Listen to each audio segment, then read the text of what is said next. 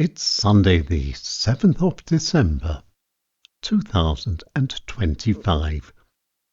English warm-ups.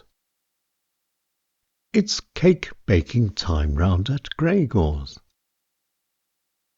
Gregor's wife is very, very busy in the kitchen, baking a cake for Gregor, his favorite chocolate cake.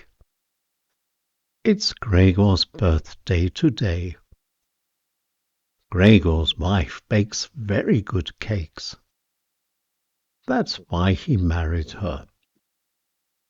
Birthdays only come once a year. Only one birthday cake. But Gregor is lucky. Always a fine Christmas cake. And Easter cake too.